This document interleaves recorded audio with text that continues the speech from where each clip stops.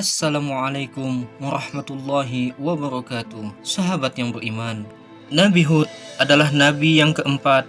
Ia adalah keturunan dari Sam bin Nuh. Ia diutus oleh Allah kepada kaum Ad yang terletak di Al-Ahqaf. Kaum Ad merupakan kaum yang kaya dan kuat. Mereka memiliki kepandaian membuat bangunan yang megah. Mereka juga memiliki keahlian mengolah tanah dan pertanian. Namun mereka bersifat sombong dan tidak bersyukur, berbuat jahat dan menyembah berhala. Dan pada akhirnya mereka mendapatkan azab dari Allah berupa angin dan badai pasir yang dahsyat. Nabi Soleh adalah nabi yang kelima. Beliau adalah keturunan dari Sam bin Nuh, diutus oleh Allah untuk menyampaikan ajaran dan nilai-nilai agama yang baik di daerah Al-Hijr. Kaumnya bernama Samud.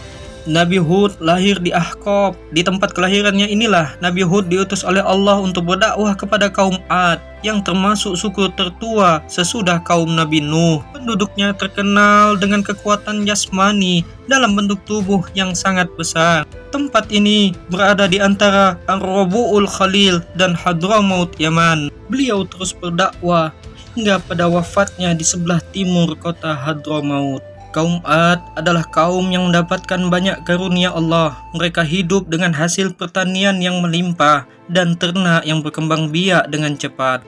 Mereka merupakan pekerja keras yang sukses. Harta kekayaan mereka berlimpah sehingga mereka dapat mendirikan bangunan yang bagus dan megah. Selain kaya, kaum Ad dianugerahi Allah memiliki postur tubuh yang besar dan kuat. Akan tetapi, kekayaan dan kenikmatan yang dimiliki oleh kaum Ad menjadikan mereka takabur dan sombong. Mereka merasa lebih kuat, lebih kaya, dan lebih unggul dari yang lain. Lupa bahwa Allah yang menciptakan kekuatan dan memberikan kenikmatan kepada mereka selama ini. Mereka menggunakan kekuatan dan kenikmatannya untuk menindas kaum yang lemah dan mengumbar nafsu. Selain takabur dan sombong, kaum Ad banyak menyembah berhala. Mereka telah melupakan ajaran yang pernah dibawa oleh Nabi Nuh. Mereka lebih memilih hidup bebas yang dapat memenuhi hawa nafsu mereka. Melihat kondisi kaum Ad yang sudah banyak menyimpang, Allah mengutus Nabi Hud untuk mengajak mereka kembali ke jalan yang benar. Kaum Ad terus berada dalam situasi kezaliman. Kemudian datanglah Nabi Hud yang diutus oleh Allah untuk memberi peringatan kepada kaum Ad. Nabi Hud mengajak kaum Ad untuk menyembah Allah dan bertakwa kepadanya. Nabi Hud juga menganjurkan kepada mereka untuk banyak bersyukur akan nikmat yang Allah berikan kepada mereka. Tetapi kaum Ad tidak menghiraukan seruan Nabi Hud. Mereka memandang Nabi Hud sebagai pembohong. Nabi Hud menjelaskan kepada mereka bahwasanya ia adalah utusan Allah Subhanahu wa Ta'ala. Mendengar perkataan itu, kaum Ad bertambah marah kepada Nabi Hud alaihi salam.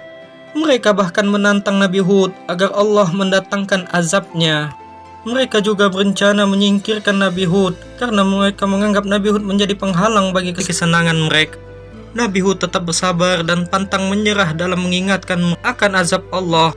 Setelah sekian lama memberikan peringatan kepada kaumnya untuk bertobat, tetapi tidak juga mendapatkan hasil. Bahkan secara terang-terangan, kaumnya ingin berbuat aniaya terhadapnya. Nabi Hud lantas berdoa, "Ya Allah, tolonglah aku karena mereka mendustakanku." Lalu Allah berkata, sebentar lagi mereka akan menyesal. Dan ancaman Nabi Hud benar-benar terjadi. Mereka pun cemas dengan keadaan itu.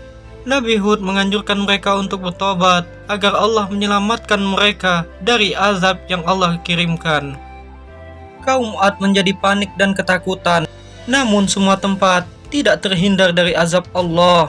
Mereka musnah dengan harta bendanya yang dibanggakannya selama ini. Sementara itu, Nabi Hud dan para pengikutnya diselamatkan oleh Allah dan tinggal di Hadramaut. Nabi Hud meneruskan dakwahnya hingga wafat pada usia 472 tahun dan dimakamkan di Yaman. Wallahu a'lam bishawab. Assalamualaikum warahmatullahi wabarakatuh.